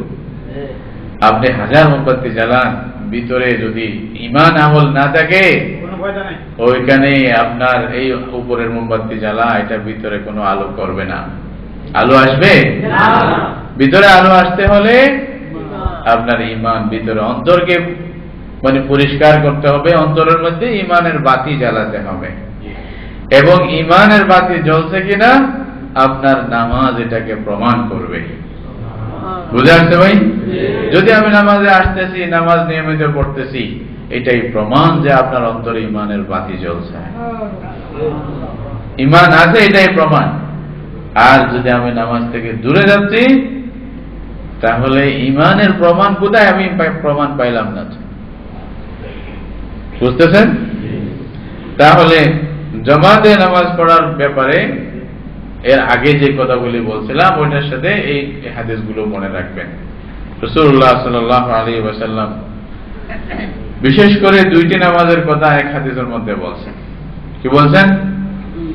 মান সাল্লাল ইশা ফি জামাআতিন ফাকান্নামা কামা নিসফাল লাইল, যে ব্যক্তি ইশারের নামাজ জামাতের সাথে পড়বে সে যেন আধা রাত নামাজ পড়ার মতো হলো, অর্থাৎ অর্ধেক রাত নামাজ পড়লে যে সওয়াব হয়, ইশারের নামাজ জামাতে পড়লে আল্লাহ তাকে সেই সওয়াব দান করবে। এই হাদিসের সাথে আবার বলতেছে ওমান সাল্লাল ফজর মা জামাতিন ফাকান্নামা কামাল লাইলা কুল্লাহ, আর যে ফজরের নামাজও জামাতে পড়লো, ইশারের নামাজও পড়ছে জামাতে, আবার ওদিকে ফজরের নামাজও কি জামাতের সাথে পড়ছে, রাসূলুল্লাহ সাল্লাল্লাহু আলাইহি ওয়াসাল্লাম বলতেছেন সারা রাত নামাজ পড়ার মতো সওয়াব আল্লাহ তাআলা তাকে দান করবে। যদিও বা সে কি করে নাই, নামাজ সারা রাত পড়ে নাই, খালি পড়ছে কি ইশারের নামাজ জামাতে পড়ছে, আবার ওদিকে জামাতে পড়ছে। কাজ করবেন অল্প, পাইবেন অনেক বেশি। পাইতে চান কিনা? আল্লাহ তাআলা মুফত দিয়ে দিচ্ছে, তো এই জন্য মূল্য নাই নাকি? হ্যাঁ, ইমানদারের কাছে তো মূল্য থাকবে, ঠিক না? হ্যাঁ, আল্লাহ তৌফিক দান করুন। হাদিসের মধ্যে আছে এমন কি কোন ব্যক্তি, আর এটা সেই হাদিসের মধ্যে রাসূলুল্লাহ সাল্লাল্লাহু আলাইহি ওয়াসাল্লাম বলতেছে, কোন ব্যক্তি নামাজ পড়ার উদ্দেশ্যে ঘর থেকে আসলো, ওযু করে ঘর থেকে আসলো, জামাতের সহিত শরীক হবে এই উদ্দেশ্যে আসছে, আসার পরে দেখে যে ওইখানে জামাত হয়ে গেছে, জামাত আর নাই, ফিনিশ, সালাম ফিরাই দিয়েছে হুজুর, মসজিদে আসার পরে এটা দেখ, তাহলে জামাতের সাথে নামাজ পড়তে পারলো? কিন্তু ওনার নিয়ত ছিল কি করবে? এই যে নিয়ত নিয়ে মসজিদে আসছে জামাতে নামাজ পড়ার, জামাতে পড়তে না পারলেও আল্লাহ রাসূল বলতেছেন আল্লাহ তাআলা তাকে জামাতের সাথে যারা নামাজ পড়বে তারা যা সওয়াব পাইছে আল্লাহ তাকে সেই সওয়াব দান করবে একা পড়লেও। তাহলে জামাতের সাথে নামাজ পড়তে আসার এই সওয়াব। এরকম ভাবে হাদিসের মধ্যে আমি শুনেছিলাম আপনাদেরকে, রাসূলুল্লাহ সাল্লাল্লাহু আলাইহি ওয়াসাল্লাম বলেছেন মান সাল্লা লিল্লাহি 40 ইয়াওমান মা'আল জামাআতি ইউদরিকু তাকবীরাতাল উলা, যে ব্যক্তি 40 দিন জামাতের সাথে তাকবীরে উলার সাথে জামাতে নামাজ পড়বে। কয়দিন ভাই? 40 দিন। একটু সময় এক চিল্লা বুঝেন তো নাকি? এটা মনে রাখবেন, 40 দিন পড়তে হবে, এটা হাদিসের কথা। আবার তাকবীরে উলা পাইতে হবে। ইমাম যখন আল্লাহু আকবার বলতেছে তখন আপনি শরীক থাকতে হবে। এইরকম ভাবে যে 40 দিন যদি নামাজ পড়ে,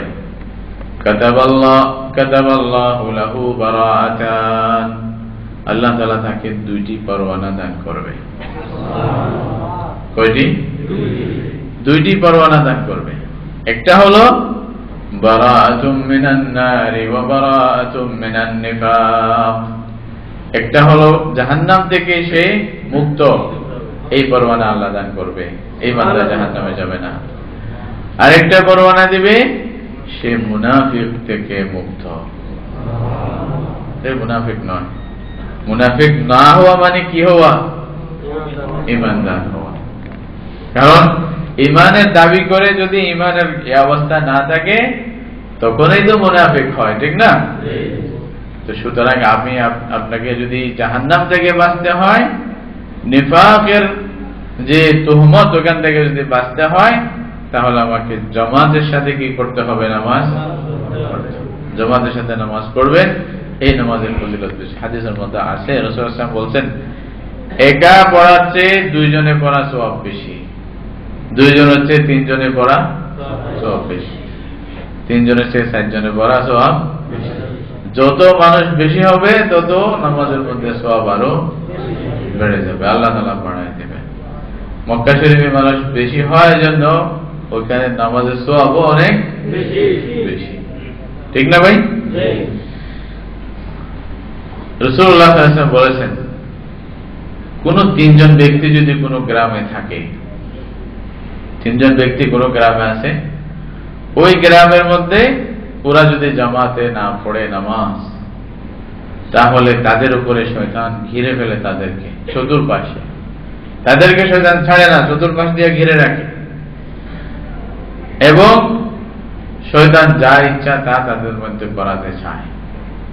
সুতরাং এটা থেকে বাঁচতে হলে, শয়তানের খপ্পর থেকে বাঁচতে হলে, শয়তানের ঘেরাও থেকে নিজেকে বাঁচাতে হলে রাসূলুল্লাহ সাল্লাল্লাহু আলাইহি ওয়াসাল্লাম ফাআলাইকুম বিল জামাআহ, তোমরা জামাতকে শক্ত হাতে ধারণ করবে, অর্থাৎ জামাতের সাথে নামাজ পড়বে।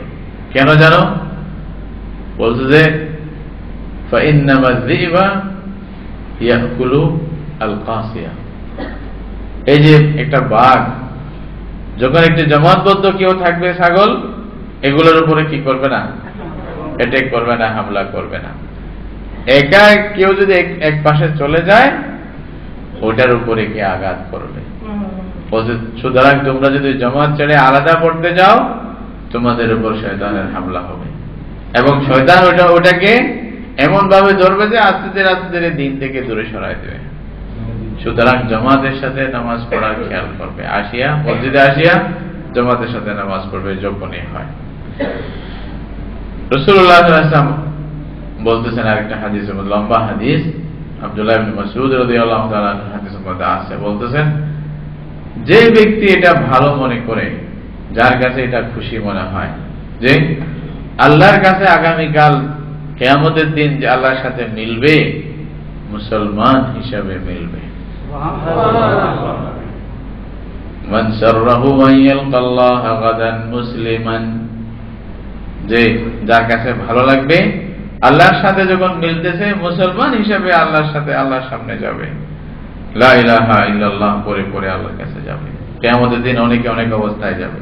হাদিসের মধ্যে আছে, যারা ইহরাম অবস্থায় মারা যায়, ইহরাম পড়ছে হজ বা উমরা করার জন্য, তখনই মারা গেছে, ওই ইহরাম অবস্থাতেই মারা গেছে, তারা যখন কিয়ামতের দিন আল্লাহর কাছে আসবে, হাদিসের মধ্যে বলতেছে, রাসূল সাল্লাল্লাহু আলাইহি ওয়াসাল্লাম বলতেছেন, লাকিয়াল্লাহ মুলাব্বিয়ান, আল্লাহর সাথে যখন সাক্ষাৎ করবে, তার জবান থেকে শব্দ বের হবে, লাব্বাইক আল্লাহুম্মা লাব্বাইক, লাব্বাইক লা শারীকা লাক লাব্বাইক, ইন্নাল হামদা ওয়ান নি'মাতা লাক ওয়াল মুলক লা শারীকা লাক। তাওহীদের ঝান্ডা যারা নিয়ে আল্লাহর সাথে যাবে, শহীদ যারা দুনিয়া থেকে, যাদেরকে হত্যা করে দেওয়া হচ্ছে, রক্তাক্ত করা হচ্ছে, শরীরের একটা টুকরা চলে যাচ্ছে, এক একটা হাত কাটা, এরকম নিয়ে আল্লাহর কাছে উপস্থিত হবে। আল্লাহু আকবার। তাজা রক্ত এবং তাজা রক্ত থেকে খুশবু যেটা বের হবে, মেশক আম্বরের চেয়ে বেশি খুশবু হবে। আল্লাহকে গিয়া বলবে যে আল্লাহ দেখেন, দ্বীনের জন্য আমাকে এভাবে কেটে ফেলা হয়েছে। কাফেরের বিরুদ্ধে মানে অভিযোগ করবে। অনেকে অনেক অবস্থায় কিয়ামতের দিন আল্লাহর সাথে সাক্ষাৎ করবে। রাসূলুল্লাহ সাল্লাল্লাহু আলাইহি ওয়াসাল্লাম বলছেন, তুমি যদি আল্লাহর সাথে সাক্ষাৎ করতে চাও মুসলমান হিসেবে, তোমার মুখ থেকে এটা বের হবে, লা ইলাহা ইল্লাল্লাহ মুহাম্মাদুর রাসূলুল্লাহ সাল্লাল্লাহু আলাইহি ওয়াসাল্লাম।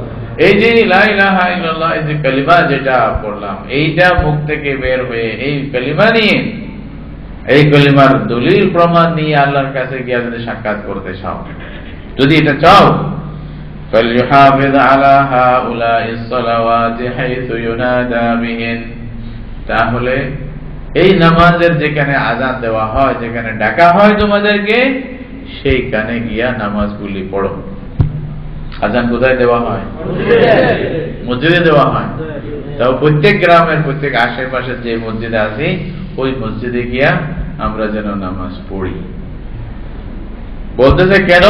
রাসূলুল্লাহ সাল্লাল্লাহু আলাইহি ওয়াসাল্লাম তোমাদের জন্য হেদায়েতের কিছু নিয়ম নীতি আল্লাহ রাসূল তোমাদের জন্য নির্ধারণ করেছেন। ওই নির্ধারণ করা নিয়ম নীতি মতে যদি না চলো তাহলে তোমরা গোমরাহ হয়ে যাবে, নষ্ট হয়ে যাবে। হাদিসের মধ্যে আছে, যদি তোমরা মানুষ যেভাবে একা পড়ে নামাজ, তোমরা যদি জামাত বাদ দিয়া একা একা নামাজ পড়ো তাহলে তোমরা লাদালিলতুম, পথভ্রষ্ট হয়ে যাবে, সঠিক পথে থাকবে না। তাহলে জামাত যদি ইচ্ছাকৃত বাদ দেই কোনো উযর ছাড়া, কারণ ছাড়া, তাহলে আমরা সঠিক পথে কি ভাই, সঠিক পথ থেকে অন্য জায়গায় চলে যাব। কাজ বাদ দিবেন? কাজ বাদ দিতে হবে নাকি? যেখানে আছেন সেখানে। এই জন্য ইসলাম আসলে খুব সহজ। আমি আপনাদেরকে বলছিলাম একবার, ওই যারা বুঝাইতে জানে না তারা ইসলামকে কঠিন করে দেয়, ঠিক না? মনে আছে তো ক্ষীর খাওয়ার ঘটনা মনে আছে নি? না, ভুলে গেছে। ওই যে মনে থাকলে আবার একটু স্মরণ করাই দিই। ওই যে মানে মা বলছিল উস্তাদকে, অন্ধ উস্তাদকে কি খাওয়াবে? ক্ষীর খাওয়াবে, বুঝেন না? বাচ্চা গিয়া বলছে, হুজুর মা তো ক্ষীর খাওয়াইতে চায়, তো হুজুর তো ক্ষীর দেখে নাই। বলছে ক্ষীর কিরকম? বলকে সাদা। সাদা? সাদা কিরকম? বলছে দুধের মতো হুজুর, দুধের মতো সাদা। এতটুকু তো ঠিক ছিল না, দুধ বললেও পানি পানি মুশকিল হতো না। বলছে দুধ কিরকম? এখন তো বাচ্চার দিমাগ বলবো, সাদা বললাম তাও বুঝলো না, দুধ বললাম তাও বুঝলো না। ঠিক আছে, বাচ্চাদের বলছে বক আছে না, যেটা মাছ ধরে খালের মধ্যে, নদীর মধ্যে, বলছে বকের মতো সাদা হুজুর। বলছে বক কিরকম? আরে দেখাইছে এরকম, হাত দিয়ে একটা পোড়া করে দেন। বলছে হুজুর বক এরকম দেখেন। হুজুর হাত দিয়ে বক দেখছে, বলছে আল্লাহর রাস্তে ক্ষীর আনিও না, আমার গলায় আটকে যাবে। এটা দোষটা কার? ক্ষীরের দোষ? বল, ক্ষীরের তো দোষ নাই না। ক্ষীরকে যেভাবে বুঝাইছে হুজুরের গলায় আটকে গেছে, এটা আর তো যায় না ভিতরে। বলছে বাবা ক্ষীরের কাছেই যাব না। আসলে ইসলামের কোনো দোষ নাই, ইসলামী শিক্ষার কোনো দোষ নাই, রাসূলুল্লাহ সাল্লাল্লাহু আলাইহি ওয়াসাল্লামের তালিমাতের কোনো দোষ নাই। এটা আমাদের দোষ যে আমরা বুঝাইতে জানি না। আজকে বুঝাইতে না জেনে মানুষের কাছে কঠিন করে দিয়েছে, ঠিক না? হঠাৎ করে আসিয়া ফতোয়া একটা যা ইচ্ছা মানে দিচ্ছে, কোন রকম এদিক সেদিক দেখে হাদিস একটা পাইছি, মনে করছে আমি তো বড় মহাদেশ হয়ে গেছে, আরে বাবা ফতোয়া শুরু করে দিয়েছে, ঠিক না ভাই? এত মানুষ বেচারা কষ্ট করে আসতে নামাজ পড়তে, ভাগাই দিচ্ছে, যা তোমার নামাজই হচ্ছে না। এই তো বলতেছে নাকি সূরা ফাতিহা ঠিক হয় না, তোমার কেরাত শুদ্ধ হয় না, কি নামাজ খালি বললে তোমার নামাজ হবে না, বলা হচ্ছে কিনা?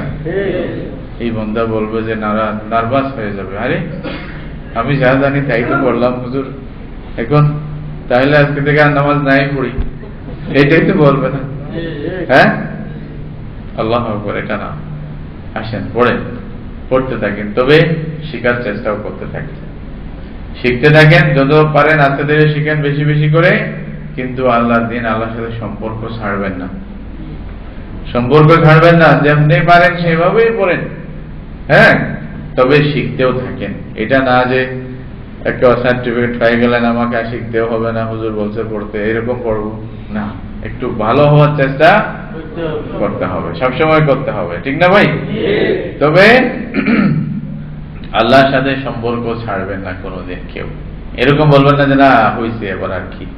হ্যাঁ, এই জন্য যে যতটুকু পারেন করতে থাকেন। তো যেখানেই আযান দেওয়া হয় সেখানে আসে নামাজ পড়ব। এখন কথার কথা আমার এমন অবস্থা যে কাজের মধ্যে আসেন, আপনি যদি দুধ দেন মালিক তো হয়তো আপনাকে ফিনিশ করে দেবো, কি একটা নিয়ে আসলাম, হ্যাঁ, আযান দেওয়ার আগে দৌড় দেয়। হ্যাঁ, যদি বুঝে আসতো তাহলে তো আপনাকে আরো পয়সা দিয়ে রাখতো, মালিকদের যদি এরকম বুঝ আসতো, আল্লাহ তাআলা সবাইকে বুঝ দান করুক। কিন্তু হয়তো আপনার জন্য সমস্যাও হতে পারে। তখন যেখানে আছেন, যেই কয়জন আছেন, যদি দূরে থাকেন ওইখানেই আপনারা জামাত করতে পারেন না? হাদিসের মধ্যে আছে, আমি বলছিলাম আপনাদের একবার, একটা রাখাল যদি কোথাও মানে ছাগল অথবা গরু ইত্যাদি চড়াইতে যায় অনেক দূরে, ওইখানে যদি নামাজের টাইম হয়, সময় হয়, ওই সময় উনি মানে আজান দেয়, আল্লাহ রাব্বুল আলামিন ফেরেশতাদেরকে বলে, দেখো আমার বান্দা কার ভয়ে এখানে আজান দিচ্ছে। এই সময় যে সে আল্লাহু আকবার আল্লাহু আকবার আশহাদু আল্লা ইলাহা ইল্লাল্লাহ আশহাদু আন্না মুহাম্মাদুর রাসূলুল্লাহ বলতেছে, একে কেউ কি দেখতেছে? এখানে আশেপাশে কেউ নাই, কারো ভয়ে, কেউ মানে দেখানোর ভয়ে, কারো মানে কথা থেকে বাঁচার ভয়ে তো সে করতেছে না, ঠিক না? বলছে দেখো সে কাকে ভয় করে। যখনই রাসূলুল্লাহ সাল্লাল্লাহু আলাইহি ওয়াসাল্লাম বলছেন, যখনই আশহাদু আল্লা ইলাহা ইল্লাল্লাহ বললে, আশহাদু আন্না মুহাম্মাদুর রাসূলুল্লাহ যখন বলে, রাসূলুল্লাহ বলছে ওয়াজিবাত, তার জন্য জান্নাত ওয়াজিব হয়ে গেছে। এবং ওই বান্দা যখন আজানের পরে ইকামত দিয়ে নামাজ শুরু করে, আল্লাহ তাআলা তার সাথে নামাজ পড়ার জন্য উভয় পাশে অগণিত ফেরেশতা আল্লাহ পাঠাই দেন ওই ব্যক্তির সাথে নামাজ পড়ার জন্য। তাহলে এই ব্যক্তির নামাজ কত গুরুত্বপূর্ণ আল্লাহর কাছে। সে মানুষ পাবে না, একাই পড়তেছে, আল্লাহ তাআলা ফেরেশতার মাধ্যমে তার জামাতের সওয়াব দিয়ে দিবে। বরং হাদিসের মধ্যে আছে, এই জামাতের মধ্যে, এই নামাজের মধ্যে 50 গুণ বেশি সওয়াব আল্লাহ দান করবে তাকে। জামাত পড়লে তো 27 পাইতেন, এখন আরো বেশি পাওয়া যাচ্ছে। তাহলে আপনাদের তো এরকম সৌভাগ্য আছে, ঠিক না? আরেকটি খুশখবরি মনে রাখবেন, আমরা যারা, অন্যরা যারা আরেকজনের চাকরি করতেছে না বা নিজের উপরে নিজে ডিপেন্ড করে চলতেছে, এরকম অনেক লোকেরা আছে না, ওনারা ইবাদত করে নামাজ পড়ে যে সওয়াব পাবে না, একজন ওয়ার্কার, একজন নৌকর, একজন চাকর আরেকজনের ঘরে কাজ করে, উনি যদি সত্যিকার অর্থে সেই মালিকের হক আদায় করে এবং আল্লাহর হক আদায় করে, সে প্রত্যেকটি ইবাদতের মধ্যে আল্লাহ বলতেছেন যে তাকে ডবল ডবল সওয়াব দেওয়া হবে। 27 দুগুণ কত হয়? অন্য কেউ যদি জামাতে নামাজ পড়ে 27 গুণ বেশি, আপনি 54 গুণ বেশি পাবেন এই হাদিসের ভিত্তিতে। তাহলে আপনার ইবাদতের মর্যাদা বেড়ে গেল না? কোথায় চাই? দুনিয়াতে চাই না আখিরাতে চাই? আখিরাতে মেইন। দুনিয়াতে একেবারে কিছু না হলেও চলবে না, ঠিক না? কোন রকম হালাল রিজিক তো আদায় করতে হবে, কিন্তু আসল নিয়ামত আমাদের কোথায় দরকার? তাহলে জামাতে নামাজ পড়ার চেষ্টা করবেন। যদি পারিতপক্ষে আমরা জামাতে না আসি, রাসূলুল্লাহ সাল্লাল্লাহু আলাইহি ওয়াসাল্লাম বলতেছেন, যদি তোমরা ইচ্ছাকৃতভাবে জামাতে না আসো, তাহলে তোমরা হেদায়েতের যে রাস্তা, ওটা থেকে দূরে সরে যাবে। ওটা থেকে দূরে সরে যাও, আল্লাহর সাথে তোমাদের সাথে কোনো সম্পর্ক থাকবে না। এমনকি এই জামাতে যারা আসবে না, তারা মুনাফিক রূপে পরিচিত হবে আল্লাহর কাছে। তাহলে জামাতে নামাজ পড়লে মুনাফিকি থেকে আপনি কি পাইতেছেন? মুক্তি পাইতেছেন, পরোয়ানা পাইতেছেন। আর জামাতে না পড়লে মুনাফিকের মধ্যে নাম শামিল হয়ে যাচ্ছে। ওমা ইয়াতাখাল্লাফু আনহা ইল্লা মুনাফিক, আল্লাহ রাসূল সাল্লাল্লাহু আলাইহি ওয়াসাল্লাম বলেন। এখান থেকে যে দূরে যাবে সে কি? মুনাফিক। সুতরাং আমরা জামাতের সাথে নামাজ পড়ার কি করব ভাই? চেষ্টা করব যে কোনো সময়। এর আগে আপনাদেরকে হাদিস বলেছিলাম, জামাতের সাথে নামাজ পড়ার জন্য যখন আপনি আসবেন, আপনার আসা যাওয়া প্রত্যেকটা সওয়াব তো আছেই, এবং সাথে সাথে আল্লাহ তাআলা আপনার যদি আসবেন যে আশাকে, ফরজের দিকে আসলে হজের জন্য যে ব্যক্তি বের হয় তার যেমন সওয়াব হয়, আপনাকে আল্লাহ সেরকম সওয়াব দান করবে। নফল নামাজের দিকে আসলে উমরা করনেওয়ালার মতো সওয়াব আল্লাহ আপনাকে দান করবে। এইভাবে আপনি হিসাব করেন কতগুলি সওয়াব আপনি পাইতেছেন। আজকে আমি এটার সাথে আরো কিছু নামাজের সওয়াবের কথা, দুইটা কথা বলবো। রাসূল সাল্লাল্লাহু আলাইহি ওয়াসাল্লাম বলতেছেন বিশেষ বিশেষ নামাজের কথা। মান সাল্লাল বারদাইনি দাখালাল জান্নাহ, যে ব্যক্তি 2 ঠান্ডা নামাজ পড়বে। ঠান্ডা নামাজ বুঝেন নাকি? আবার নামাজ ওর গরম আর ঠান্ডা থাকে নাকি? হ্যাঁ, এটা অবস্থা হিসাবে বলছে আর কি। ঠান্ডা নামাজ মানে ফজরের নামাজ তখনও ঠান্ডা, আসরের নামাজও সূর্য একেবারে ঠান্ডা হয়ে যায়, ঠিক না? কি বলেন? আমাদের দেশের হিসাবে তো আরো ঠান্ডা হয়ে যাবে। এটা আমরা তো আসর একটু পরে পড়ি, হ্যাঁ, এখানে একটু আগে পরে। তো হাদিস মতো হয়তো একটু পরে পড়াটার দিকে ওই তো ইঙ্গিত পাওয়া যাচ্ছে। মান সাল্লাল বারদাইনি দাখালাল জান্নাহ। রাসূলুল্লাহ সাল্লাল্লাহু আলাইহি ওয়াসাল্লাম বলেন, যে 2 ঠান্ডা নামাজ পড়বে সে কোথায় যাবে? জান্নাতে যাবে। সুবহানাল্লাহ। রাসূলুল্লাহ সাল্লাল্লাহু আলাইহি ওয়াসাল্লাম বলেন, মান সাল্লাল ফাজরা ফাহুয়া ফি যিম্মাতিল্লাহ, যে ফজরের নামাজ আদায় করবে সে আল্লাহর জিম্মাতে চলে যায়, আল্লাহর দায়িত্বে চলে যায়, সারাদিন বড় আরামসে যাবে। আর যে ব্যক্তি ফজরের নামাজ পড়বে না, সে যখন ঘুম থেকে উঠবে কানা খাবিসান নাফস, মন ভালো লাগবে না, সারা দিনটা খুব খারাপ যাবে। কারণ ফজরের নামাজ পড়ে না, এই জন্য নামাজের ফায়দা বলতেছে। আরেকটা হাদিসে বলতেছে, ফরজ নামাজের মতো আপনি দুনিয়ার সব নফল নিয়ে আসেন, ফরজ নামাজের মতো সওয়াব কোনোদিনও হবে না। রাসূলুল্লাহ সাল্লাল্লাহু আলাইহি ওয়াসাল্লাম বলতেছেন, কোন বান্দা আল্লাহর ইবাদতের ব্যাপারে, আল্লাহর নৈকট্য লাভ করানোর ব্যাপারে ফরজের চেয়ে বেশি কোনো ইবাদত আল্লাহর কাছে প্রিয় নয়। সাফ সাফ রাসূলুল্লাহ সাল্লাল্লাহু আলাইহি ওয়াসাল্লাম বলে দিয়েছেন, আল্লাহর নৈকট্য লাভ করতে গিয়া আপনাকে সর্বপ্রথম যেটা করতে হবে এটা কি ভাই? ফরজ। একদিকে মনে করেন আমাদের দেশে তো নিয়ম আছে এরকম, যখন সারা বছর নামাজ পড়ে না, আগে থেকে জিজ্ঞাসা করতেছে হুজুরকে, হুজুর শবে বরাত কবে হচ্ছে, কবে হচ্ছে, কয় তারিখ? এটা আপনারা জানেন কিনা জানেন না। যারা নামাজ পড়ে না ওদের কাছে ফিকিরটা বেশি থাকে। হ্যাঁ, ভুল বললাম নাকি? আগে থেকে আয়োজন ভাই, এবার শবে বরাত, আর যাই হোক শবে বরাত যাইতে দেব না। এটাও কেন মনে করে যে এখানেই বরাত হবে, বুঝলেন না? এই রাত ঘুমাইলে বরাত থেকে মাহরুম হয়ে যাব, তাই না? এটা হয়তো মনে করে আল্লাহু আলাম, যাই যেটাই মনে করুক, শবে বরাতের চিন্তা অনেক আগে। আপনি 1 কোটি শবে বরাতের ইবাদত একদিকে রাখেন, 1 ওয়াক্ত ফজর নামাজের ইবাদত একদিকে রাখেন, কোনটা ভারী হবে? একেবারে ইমানি কথা, এটা ইমানি কথা। ফজরের 2 রাকাত নামাজ 1 কোটি শবে বরাতের ইবাদতের চেয়ে অনেক উত্তম হবে। মনে রাখবেন, এটা মূল বোঝা দরকার। ইসলাম কতগুলি আনুষ্ঠানিকতার নাম নয় ভাই। অনেকদিন আপনারা দিনই কথাবার্তা শুনতেছেন, মজবুত হতে হবে ঈমান, ভিত্তি মজবুত হতে হবে, ঠিক আছে না? ভিত্তি মজবুত হবে, ভালো বুঝ, ইসলামের ভালো বুঝ আসতে হবে। আল্লাহ তাআলা আপনাদেরকে ভালোবাসেন বিদায় আপনাদেরকে ভালো কথা শোনার জন্য পাঠাই দিয়েছেন। এখানে অন্তরে একটা জ্বালা পোড়া দিয়ে দিছে, না যাই আজকে শুনি, 2 দিন না দিল, পয়সা না দিলে না দেখ, হুজুরের কথাটা শুনি, ঠিক না? পয়সার জন্য আসলে তো আজকে আর আসতেন না, ঠিক না? এটা তো প্রমাণ করে না ভাই। হ্যাঁ, আলহামদুলিল্লাহ, আল্লাহ কবুল করো। আপনারা আল্লাহর কাছ থেকে নিতে চান, হয়তো আল্লাহ তাআলা এখানে পরীক্ষা করবো, হয়তো এখানেও আরো বেশি দিতে পারে, আখিরাতে তো দিবেই ইনশাআল্লাহ, ঠিক না ভাই? যদি দুনিয়াতে কি হয়, পয়সাও না দিত কতই না ভালো হতো, ঠিক না? সবকিছু কোথায় পাওয়া যেত? আর এখানে দিলে আল্লাহকে ওখানে মাহরুম করে দেবেন। নিয়ত যদি ভালো থাকে আসল তো ওখানে পাবেন, আল্লাহর কাছে পাবেন, ঠিক না? এই যে কথার কথা, মানে আসতেছেন মসজিদের দিকে, নামাজের দিকে, যে কোনো দিকে আসতেছেন, এই বুঝটা আল্লাহ তাআলা কাদেরকে বুঝ দেন? হাদিসের মধ্যে আছে, মান ইউরিদিল্লাহু বিহি খায়রান ইউফাক্কিহু ফিদ্দীন।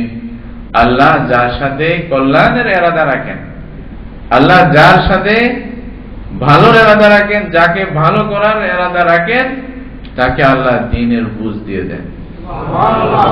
তাকে কিসের বুঝ দেন ভাই? দ্বীনের বুঝ দেন। দ্বীনের সঠিক বুঝ আসা এটা দরকার। নফল ইবাদত এক জিনিস, ফরজ ইবাদতের সাথে কারো কোনো কি তুলনা না, এটা মনে রাখবেন, এটা প্রথমে মনে রাখবেন। ওই যে বলা হয় না, তোলা পর্যন্ত তোলা, মেশাল তো অনেক শুনছেন না, এটা বোঝার জন্য আর কি। এক হিসাবে বলতে গেলে খায় এরকম মেশাল দেওয়া ঠিক না, তাও বোঝার জন্য বলতেছি, কারণ নফলের তো অনেক গুরুত্ব আছে, এটা অনেক গুরুত্ব জানা না, তারপরেও বোঝার জন্য। নফলের গুরুত্ব হবে যদি ফরজের পরে হয়, ফরজ আগে ঠিক থাকে, তাই না? তাই না? আপনি যদি আপনি তোলা চান, আসল ছাড়া যদি তোলা পাওয়া যাবে, কোনো মূল্য থাকবে? তখন বলবো যে ভাই তোলা তো ওনাকে দেওয়া হয় যে আসল নেয়, আসলে যদি না নেই তাহলে তুলা তোমাকে কেন দেবো আমি? চলবে না, ওটা কোনো মূল্য আসবে না। তাহলে খালি নফল পড়লে কাজ হবে না। আল্লাহর বান্দারা ফরজ আগে আদায় করতে হবে। ফরজের ছাড়া, ফরজ বাদ দিয়ে আপনি অত বড় মর্যাদা অন্য কোনো নামাজের মধ্যে পাবেন না। ফরজ নামাজ পড়লে কি মর্যাদা হয় এটার কিছু কথা আপনাদেরকে 2-3 পর্বে আমি শোনাইলাম। আল্লাহ রাব্বুল আলামিন আমাদেরকে যা শুনছে সেই মধ্যে আমল করার তৌফিক দান করুন। বিশেষভাবে নামাজ যেন আমরা ধরতে পারি, নামাজের যে ফজিলতের কথা বারবার রাসূলুল্লাহ সাল্লাল্লাহু আলাইহি ওয়াসাল্লাম বলছেন, এটা যেন আমরা পাই, এটা আমাদের জীবনে যেন নামাজের সাথে যেন পুরো সম্পর্ক আমাদের জীবনে হয়ে যায়, এইটা আমাদের করা দরকার। জামাতের সাথে পড়ার ফায়দা কি জানেন?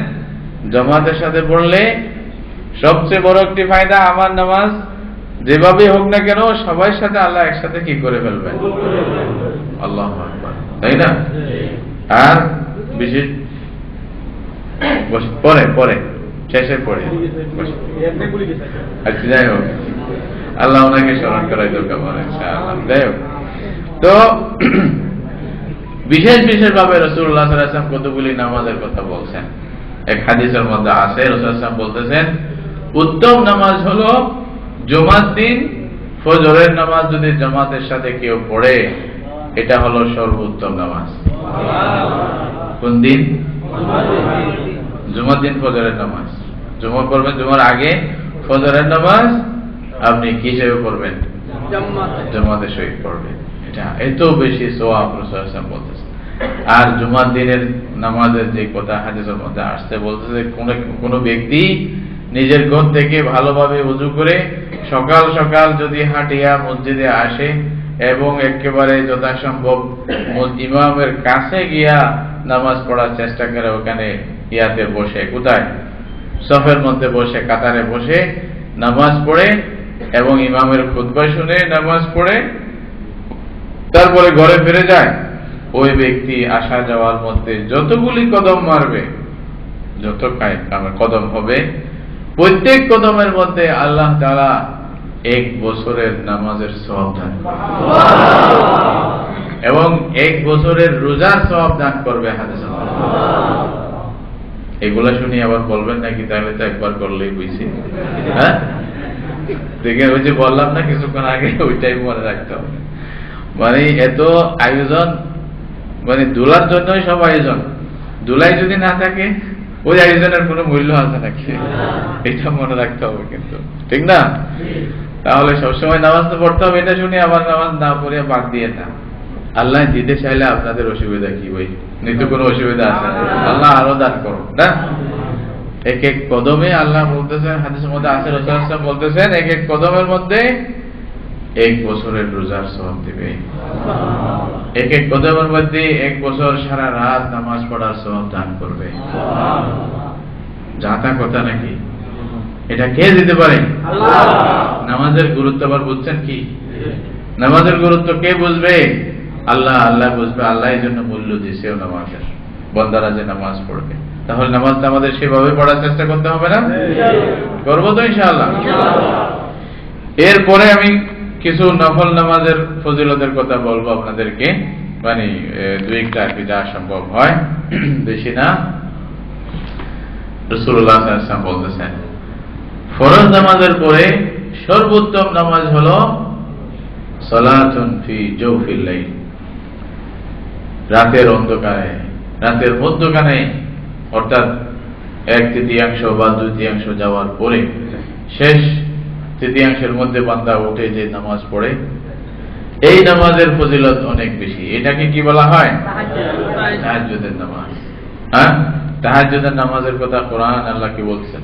তাতাজাফা জুনুবুহুম আনিল মাদাজি' يدعون ربهم خوفا وطمعا ومما رزقناهم ينفقون فلا تعلم نفس ما أخفي لهم من قرة أعين جزاء بما كانوا يعملون الله تتجافى جنوبهم عن المضاجع مضاجع মানে আরামের বেড মনে করেন আর কি, ঘুমানোর জন্য বেড আমরা শুই না, আরামের বেডে শুইলাম, শুয়ে আরামে ঘুমাচ্ছি, এখানে পাশ আছে না, জুনুবুহুম মানে পাশ। আল্লাহ বলতেছে যখন সময় হয়, মানে 1/3 বা 2/3 যখন চলে যায় রাতের, তখন তাদের পাশ ওই যে বেড থেকে ঘুমানোর জায়গা থেকে আলোক হয়ে যায়।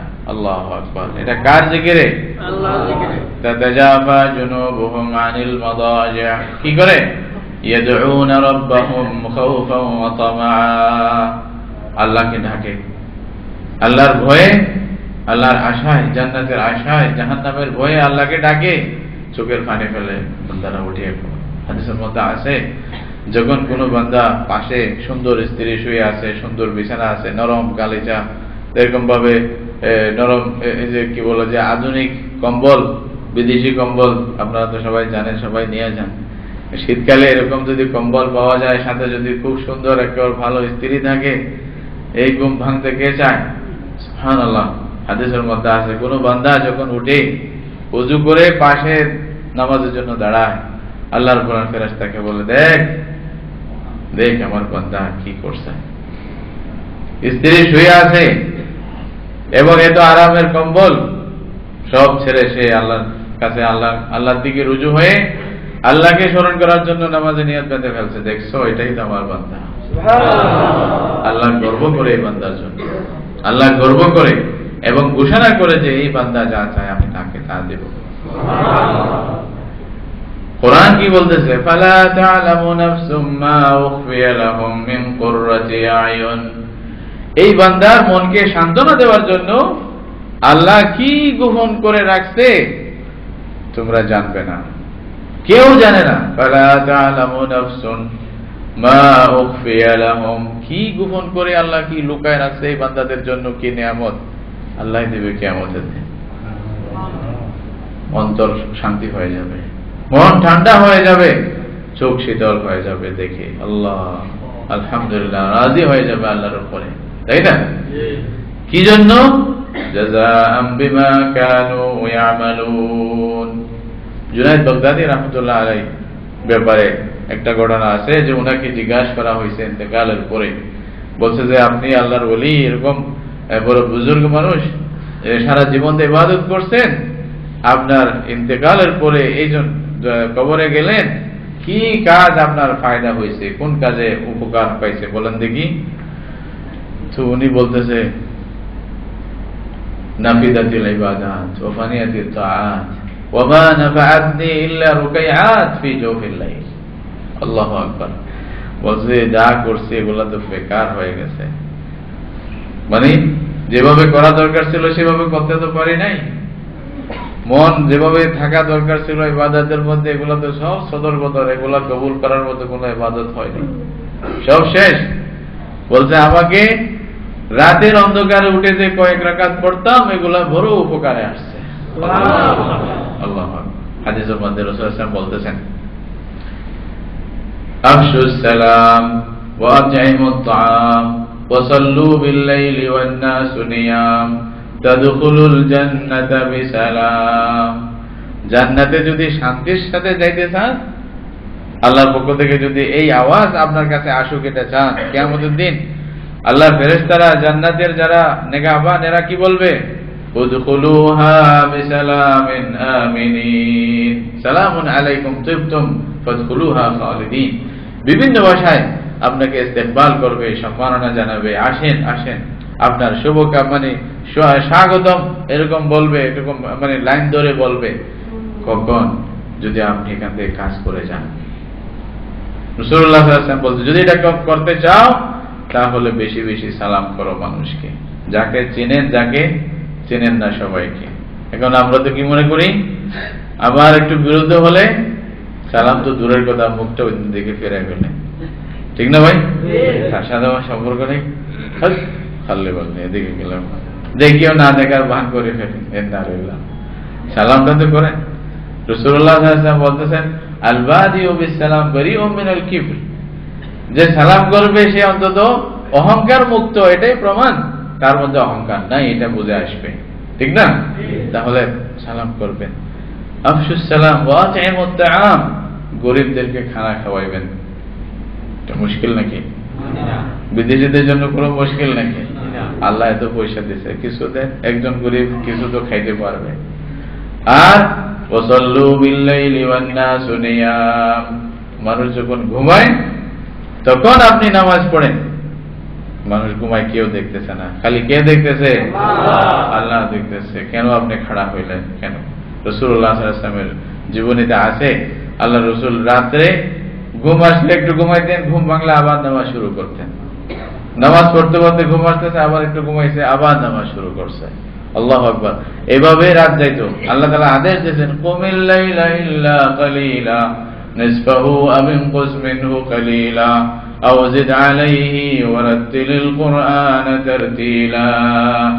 আল্লাহ রাসূলকে বলছে যে আপনি দাঁড়ান, এবং আল্লাহ তাআলা আপনাকে, আপনার সাথে যতগুলি জামাত যারা মানে এই নামাজের জন্য দাঁড়ায়, তাদেরকে আল্লাহ ভালোভাবে জানেন, তাদেরকে আল্লাহ ক্ষমা করবেন। শেষে আ'আদাল্লাহু লাহুম মাগফিরাতান ওয়া আজরান আযীমা, শেষে মানে কোরআনের আয়াতের মধ্যে শেষে আছে অনেক বড় আজর আল্লাহ তাআলা দান করবে।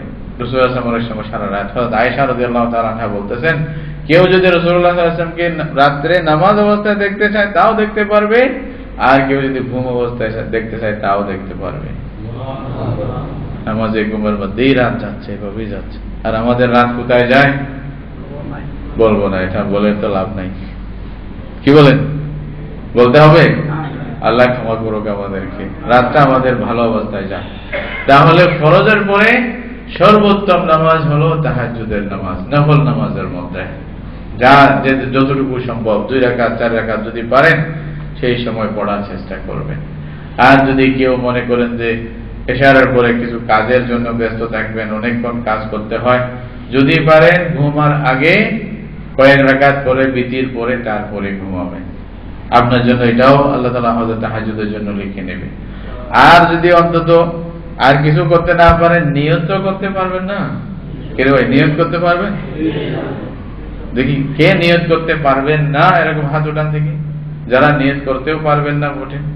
ভয়ে কেউ হাত উঠাইতেছে না আমার মনে হয়, একবার উঠাইছে। আচ্ছা, কে কে নিয়ত করতে পারবেন সবাই হাত উঠান। মাশাআল্লাহ, সবাই নিয়ত করতে পারবো, আর আল্লাহ কবুল করুন। নিয়ত কি? এইটা নিয়ত করলেন যে আমি এই যে ঘুমাচ্ছি, যখনই আমার চোখ খুলবে আমি 2 রাকাত নামাজ পড়বো, তাহাজ্জুদের নামাজ পড়বো, এই নিয়তে আমি ঘুমাচ্ছি। এই নিয়তে ঘুমাইতে পারবেন তো? অন্তত আজকে আমল করেন, ঠিক আছে না? এই নিয়তে যারা ঘুমাবে, এখন এই ঘুমের মধ্যে একেবারে ফজরের আযান দিয়ে দিছে হুজুর, কি আরে কি নিয়ত করছিলাম, কি হইল? তাহলে নিয়তটা বেকার গেল নাকি? হ্যাঁ, দেখেন কি হাদিসের মধ্যে রাসূল সাল্লাল্লাহু আলাইহি ওয়াসাল্লাম কি বলতেছেন, যদি এরকম হয়ে যায় আল্লাহ তাআলা তাকে তাহাজ্জুদ, পুরো রাত তাহাজ্জুদ করার সওয়াব দান করবে। ঘুম যে হলো এটা মনে করো আল্লাহর পক্ষ থেকে তার জন্য সদকা হলো আর কি। আল্লাহ তাকে এমনি সদকা হিসাবে দিল, নামাজের সওয়াবটাও দিবে নিয়তের কারণে। নিয়ত করা যাবে তো ইনশাআল্লাহ? দেখেন, নিয়ত করে ইচ্ছা করে না পড়লেও মুশকিল আছে আবার। এটা মনে রাখেন। হ্যাঁ, যখন একটু সম্ভব পড়েন ভাই, এটা আপনার ফায়দা হবে। 2 রাকাত নামাজ যদি পড়েন, এটা আপনার থেকে কেউ কেড়ে নিতে পারবে? এটার মধ্যে ডাকাতির ভয় আছে, চুরির ভয় আছে না। এটা আপনার, এটা নিজের, এটা বুঝেন নিজের কি জিনিস, এটা বুঝেন। তারপরে অন্যান্য আরো কিছু নামাজের মানে ফজিলতের কথা আছে। আল্লাহ রাব্বুল আলামিন যদি তৌফিক দান করেন, আমি ইনশাআল্লাহ পরে বলবো, হয়তো সময় অনেক হয়ে গেছে। আপনাদেরকে বিদায় দিতে হবে, আপনাদেরকে আবার চাইতে হবে। আল্লাহ তাআলা আমাদেরকে নামাজের ফজিলত, নামাজের গুরুত্ব বুঝে সঠিকভাবে সময় মতে জামাতের সহিত নামাজ পড়ার তৌফিক দান করুন। বা যে যেখানে থাকি সেখানেই সঠিকভাবে যেন নামাজ পড়তে পারি, এজন্য আল্লাহ তৌফিক দান করুক।